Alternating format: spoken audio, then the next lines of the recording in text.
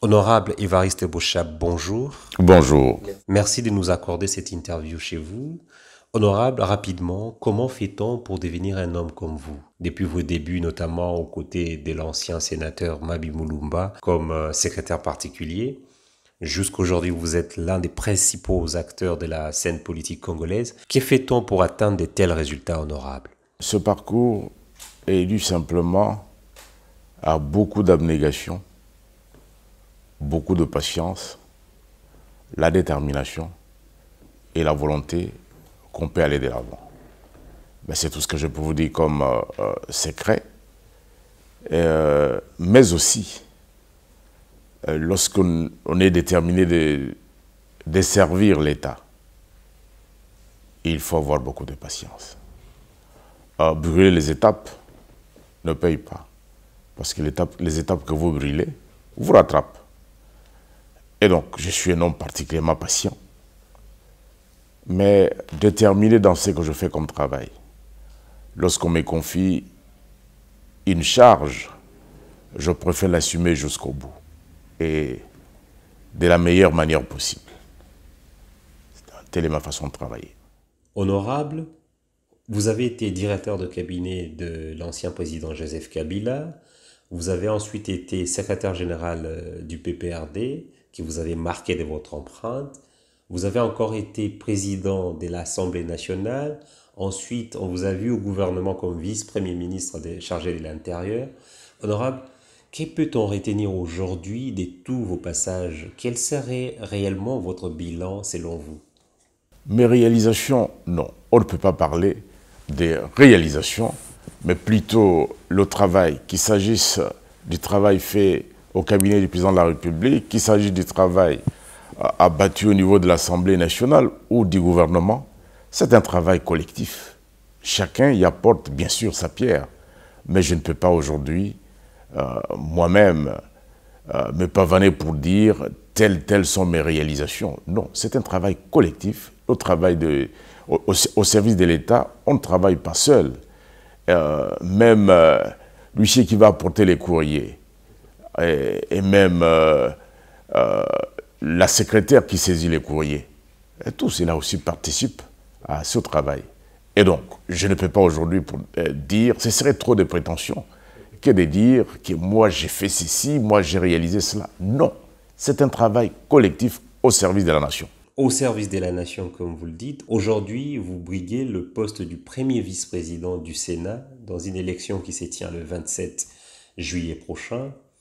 Honorable, quel est le rôle réel du premier vice-président du Sénat? Le premier vice-président collabore avec le président du Sénat. Il remplace en cas d'absence ou d'empêchement. Mais ses charges, c'est d'abord les questions législatives. Le premier vice-président s'occupe des questions législatives et des relations interparlementaires. Et donc, il épaule le président dans cette charge-là, parce que souvent on dit le premier vice-président est le responsable de la diplomatie parlementaire. Pas du tout. Le responsable de la diplomatie parlementaire, c'est le président. Et le premier vice-président le fait par délégation. Voilà donc les charges qui sont celles du premier vice-président du bureau du Sénat. C'est d'abord s'occuper des questions législatives. Et comme vous le savez, les questions législatives, c'est elles qui nous prennent l'essentiel du temps parce que les parlementaires sont là pour légiférer. Voilà. Et le responsable de ces questions, lorsque ça arrive au Sénat, le premier vice-président, de commun accord avec le président du Sénat, programme au cours de quelle séance on va devoir aborder telle ou telle question. Et quand bien même il y aurait des questions spécifiques, le premier vice-président s'en occupe et fait rapport au président du Sénat pour le bon fonctionnement de l'institution. Honorable, pourquoi votre candidature serait-elle la meilleure pour ce poste? Comme je l'ai toujours dit, C'est quoi meilleur? C'est beaucoup de prétentions. Il y a beaucoup de Congolais qui peuvent assumer la même charge. Mais pour l'instant, comme vous avez pu le suivre, je me suis occupé de l'élaboration du règlement intérieur de l'Assemblée et même du règlement intérieur du Sénat. Je ne l'ai pas fait seul, c'était de manière collective. Et ce règlement, c'est un texte fondamental. Outre la Constitution qui nous régit, le règlement, c'est la Bible plutôt de chaque chambre. J'ai eu l'impression que je pouvais, de commun accord avec les autres membres du bureau, et puisque c'est un travail collectif, je pouvais apporter ma petite pierre pour mieux interpréter ces règlements, pour mieux l'asseoir au meilleur fonctionnement de notre chambre. Et donc, j'ai toujours cru, moi, que chacun peut apporter une pierre. Et pour l'instant, j'ai le sentiment que je pourrais apporter cette pierre pour le meilleur fonctionnement de notre chambre. Et voilà donc pourquoi je dis que ma candidature vaut la peine. La meilleure, ce sont les autres qui peuvent juger. Moi, il est difficile pour un homme de se juger lui-même. Et quand bien même l'homme se jugerait, chaque homme oublierait ses défauts pour ne voir que ses qualités. Non, mais moi, je préfère être jugé par les autres qui peuvent dire quels sont mes défauts, quelles sont mes qualités. Les défauts, j'en ai certainement parce qu'il n'y a pas d'homme parfait. Et si le bureau du Sénat a besoin d'un homme parfait, on n'en trouvera pas parce que les hommes parfaits, ils sont au cimetière, ils sont plus sur cette terre des hommes. En 2013, vous avez écrit un livre intitulé « Entre la révision de la Constitution et l'inaliénation de la nation ». Vous serez au cœur de la législation, comme vous l'avez dit. Est-ce que vous avez un projet particulier que vous aimeriez faire adopter? Est-ce que vous avez une idée précise sur des réformes que vous pourriez pousser une fois que vous aurez gagné cette élection à laquelle vous vous présentez? Vous avez suivi les discours d'investiture du président de la République, Félix Antoine Tshisekedi. Il a parlé de réformes. Vous avez même suivi, il n'y a pas longtemps, un autre candidat qui était candidat à la présidence, Martin Fayulu, lui a même voulu qu'on lui donne la charge des réformes. Et ce mandat, ça sera le mandat particulièrement, celui des réformes. Les livres que vous évoquez, mais aujourd'hui, il est devenu le livre de chevet de tout le monde. J'ai eu peut-être le tort d'anticiper, mais il s'agit des réformes. Dans ces livres, on ne parle que de réformes. Lorsqu'il y a eu élection au Sénat, on a décrié, mais in tempore non suspecto, j'avais déjà parlé des réformes à tous les niveaux. Et il suffit simplement d'évaluer la Constitution. Et cette charte, c'était la paix des braves, des belligérants. Et voyez-vous, aujourd'hui, nous ne sommes plus des belligérants. Il s'agit d'une charte qui doit pouvoir représenter, sinon refléter les aspirations des Congolais. C'est pour cette raison que je me dis, puisque tout le monde, à partir du président de la République lui-même, inscrit ses mandats sous les signes de réforme, il y aura des réformes, mais demander qu'est-ce que j'apporterai de manière particulière, non. Le gouvernement qui sera mis en place va définir ces réformes et il appartiendra aux deux chambres de pouvoir les concrétiser sous forme de lois. Lorsque ces projets ou ces propositions viendront, ben nous verrons en son temps ce qu'il y a lieu de faire. Mais je ne peux pas aujourd'hui vous dire on va faire telle chose, on va faire telle chose. Ceci serait me demander quel est mon programme. Non. Un candidat membre au bureau du Sénat ne peut pas avoir un programme particulier. Le programme, il sera établi lorsque le bureau sera mis en place et lorsqu'on aura, le bureau aura accueilli les aspirations des sénateurs et c'est à partir de ce moment-là que le programme va être établi. Il n'y a pas un programme personnel. Celui qui aurait la prétention de dire il va faire ceci, il va faire cela, ce serait mentir. Évidemment, il y a la question des provinces, parce que le Sénat, c'est l'émanation des provinces.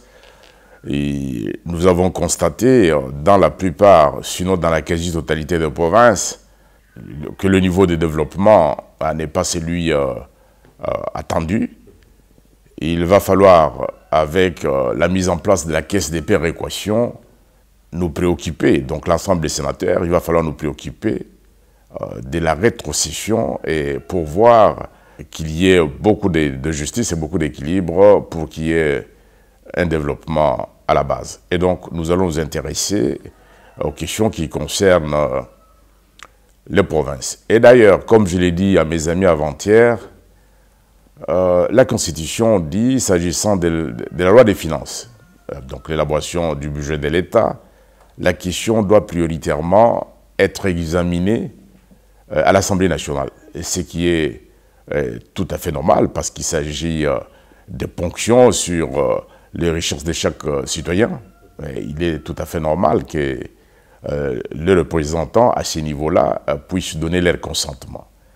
Je me dis, en équilibrant les formes, pourquoi ne pas obtenir que s'agissant de toutes les questions qui concernent les provinces, que celles-ci soient prioritairement examinées au Sénat, parce que c'est nous qui représentons les provinces particulièrement. Nous sommes l'émanation de ces provinces. Il y a eu aussi le décret portant création de nouvelles villes. Jusqu'à ces jours, ces décrets connaissent beaucoup de difficultés à pouvoir s'appliquer, simplement parce que les sénateurs n'avaient pas été consultés. Il va falloir aussi examiner la question des nouvelles villes, parce que ces nouvelles villes sont dans les provinces. Je peux dire que la situation, la condition sociale des sénateurs, c'est aussi une question importante. Et donc, ces questions-là, on peut même dire que la question sociale, la condition sociale des sénateurs, c'est une question de routine. Non, on doit pouvoir faire en sorte que celui qui a en charge l'élaboration des lois soit mis à l'abri des besoins élémentaires. Et ça, nous allons nous y atteler. Voilà donc, dans les grandes lignes, sans prétention aucune, et là, c'est ce qui sort de moi comme un jet, mais le programme, comme je vous l'ai dit, il sera établi par l'ensemble des sénateurs. Et il s'agit ici d'une chambre haute. Ça veut dire qu'on ne peut faire que ce que les sénateurs veulent. Et cette chambre fonctionne de manière démocratique. Personne, fût-il le président du Sénat, ne viendrait en aucune manière imposer un point de vue. Non. Tout se décide après débat et délibération. Honorable Évariste Beauchab, le 24 janvier, notre pays, comme vous le savez, a connu son premier transfert pacifique et démocratique du pouvoir à la tête de l'État. L'ex-président Joseph Kabila a passé le flambeau au président Félix Tshisekedi, qui dirige notre pays aujourd'hui. La coalition de l'ancien président Joseph Kabila est obligée de composer avec celle du président Félix Tshisekedi. Comment voyez-vous cette situation? Allons-nous vers une cohabitation en coalition? Comment pensez-vous que les deux camps devraient gérer la situation ou la gestion du pays pendant les 5 prochaines années? Et surtout avec les fonctions que vous serez appelés à occuper une fois que vous êtes élu, si vous êtes élu, comment voyez-vous la collaboration avec le président Félix Tshisekedi et les autres institutions de l'État? Ce qui me déplaît, ce que je déplore un peu, c'est que dans la tête de la plupart de nos compatriotes, on ne voit que la conflictualité. Non, le président de la République, il a des charges précises qui sont déterminées par la Constitution. Et ces charges ne peuvent être exercées par aucune chambre parce que ce sont des charges qui lui sont reconnues par la Constitution. Et donc, le président de la République va faire son travail tel qu'il est déterminé par la Constitution.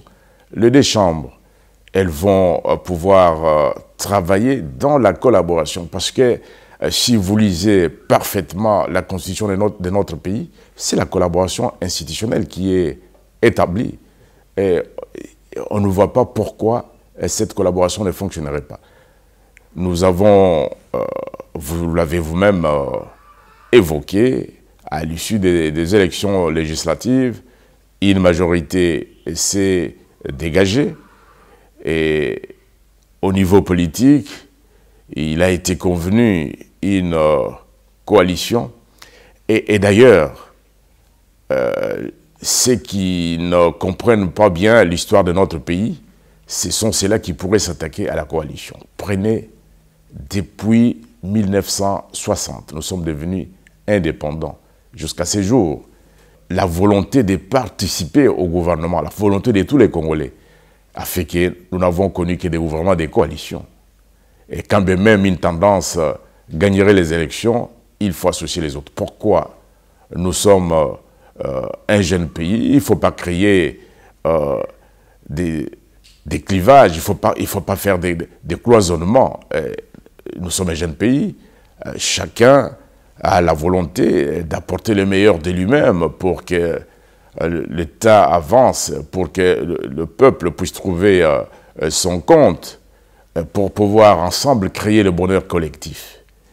Et donc, dire que est-ce qu'une coalition peut marcher, les derniers gouvernements qui étaient là, et Tshibala comme Premier ministre, il n'était pas de l'AMP, et je peux citer bien d'autres ministres qui étaient dans ces gouvernements, mais c'est la volonté d'avancer ensemble qui fait que la particularité dans le fonctionnement de nos institutions, c'est pouvoir impliquer toutes les tendances en raison de l'histoire, certainement, cette histoire qui est émaillée de plusieurs conflits, rébellions, sécessions, et donc les Congolais veulent être ensemble pour bâtir leur pays. C'est ce qui explique cette coalition, et ce n'est pas la première dans l'histoire de notre pays. Honorable Évariste Bochab, est-ce qu'avec vous, comme premier vice-président du Sénat, les sénateurs de l'opposition, qui sont minoritaires dans la Chambre haute du Parlement congolais, peuvent se sentir à l'aise? Dans le fonctionnement du Sénat, au sein de l'hémicycle, il n'y a pas de sénateurs de l'opposition, des sénateurs de la majorité. Ce sont des sénateurs, ils ont les mêmes droits. Au sein de l'hémicycle, le droit fondamental de chaque parlementaire, je veux dire ici de chaque sénateur, c'est le droit à la parole. Le sénateur doit pouvoir donner son point de vue parce que nous sommes des parlementaires. Parlementer, c'est d'abord parler. Mais on ne peut pas parler si on n'a pas droit à la parole. Tous, ils ont les mêmes droits. Il n'y a personne qui puisse accepter qu'on n'accorde pas la parole à tel ou tel autre sénateur. Évidemment, lorsque l'on voit les choses de loin, on pense que les sénateurs de l'opposition seraient malmenés. De quelle manière? Un président qui penserait qu'il va faire en sorte que ceux de l'opposition ne puissent pas parler, non seulement qu'il ne pourra pas faire long feu, mais il n'y a aucun sénateur qui l'accepterait. Nous avons les mêmes droits. Les sénateurs ont les mêmes droits et je ne vois pas comment un membre du bureau pourrait y déroger. Si vous suivez le fonctionnement réel du Sénat, vous ne saurez pas qui est de la majorité, qui est de l'opposition, parce que tous nous sommes des sénateurs et bénéficiant de mêmes droits. Et il y a le règlement intérieur qui protège tous les sénateurs. Et comme vous devez le savoir, si le bureau fonctionne en rupture avec le règlement intérieur, il sera déchu. C'est aussi simple que ça. On va parler de la coalition FCC. L'autorité morale qui est l'ex-président Joseph Kabila a fait des choix récemment, notamment pour le Premier ministre, les présidents de l'Assemblée nationale, qui en l'occurrence est la présidente Janine Mabunda. Est-ce qu'il y a des gens au sein de votre coalition, le FCC, qui contestent le choix de l'ancien président Joseph Kabila, qui est votre autorité morale? Nous sommes dans une organisation humaine, il n'y a pas unanimité, mais à partir du moment où une majorité s'est dégagée, c'est que les droits des uns et des autres sont protégés. Au sein du FCC, le principe, c'est le débat. On débat démocratiquement, mais à un certain moment, il faut décider. Nos statuts reconnaissent, en ce qui concerne les charges que vous venez de citer, après débat et après avoir transmis plusieurs propositions, l'autorité morale du FCC décide. Parce qu'à un certain moment, il faut décider. On ne décide pas à 4 à 5. Il faut décider. et ce droit lui est reconnu par nos propres statuts. Mais après un très très grand débat démocratique, on discute, on fait des propositions, des contre-propositions, et enfin, lorsque au niveau du bureau politique du FCC, on estime qu'on a suffisamment dégagé les positions pour, les positions contre, on transmet les propositions à qui des droits, et il lui est reconnu, donc à l'autorité morale, il lui est reconnu le droit de décider pour trancher, et afin que tout avance. Mais voilà. Alors, honorable, que diriez-vous du sénateur Modeste Bahati, notamment, qui a maintenu sa candidature malgré les mots d'ordre de sa coalition? Il y a été exclu. Que diriez-vous à propos de son attitude? Dans chaque organisation politique, pour qu'elle survive, on insiste beaucoup sur la règle de la discipline. Et la discipline voudrait que dès lors que l'autorité habilitée a décidé, que nous puissions tous nous incliner. Et je dis bien, j'ai commencé par le dire dès le départ, que nous sommes dans une organisation humaine, il y a des règles pour que nous puissions aller dans un sens précis. Au sein du FCC, il y a eu un cadre qui a estimé qu'il n'était pas d'accord avec la décision prise et qu'il se mettait en rébellion. À partir de cet instant, il a toute sa liberté. Les juger, non, je ne les jugerai pas. Chacun lui-même est juge de ses actes. Chacun lui-même a sa propre conscience. Chacun de nous tous ici est interpellé par sa conscience. Moi, je ne le jugerai pas. Il a usé des libertés démocratiques, ces libertés qui nous sont reconnues par la Constitution. Et simplement, on peut déplorer le fait que la règle des disciplines ait été bafouée, mais c'est son droit de ne pas être d'accord. Honorable Évariste Bouchab, on arrive à la fin de notre élément. Vous êtes né à Tété Kalamba, dans le Kasaï. Vous venez de loin, vous allez loin. Les 3 dernières années, notre pays a traversé des moments difficiles. Nous sommes passés dans tous les états. Des gens nous ont prédit des apocalypses. On disait qu'on allait connaître un crash, des mouvements insurrectionnels. Mais aujourd'hui, nous sommes debout. Nous avons tenu. Vous, en tant que quelqu'un qui vient de loin, qui va ailleurs, vous êtes un modèle pour beaucoup dans ces pays.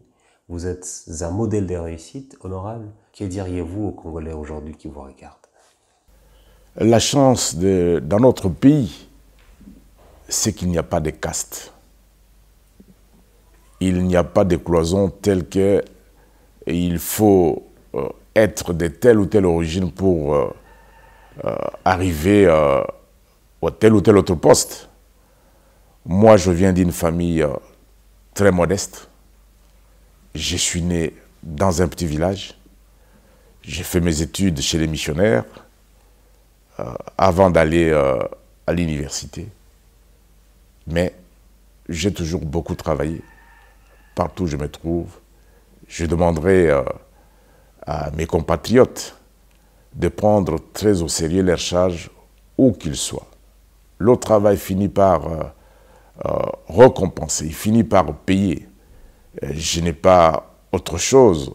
Il y en a même de jeunes qui pensent que pour arriver où que ce soit, il faut avoir une recommandation. Non, il faut plutôt beaucoup travailler.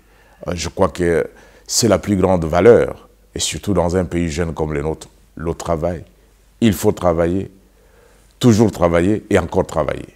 Et on peut arriver là où l'on veut, là où personne ne peut vous attendre, qu'un natif d'un village comme moi, un petit village, ait exercé les fonctions de directeur de cabinet du président de la République, président de l'Assemblée. C'est un exemple pour dire que par le travail, on peut arriver là où personne ne vous attend.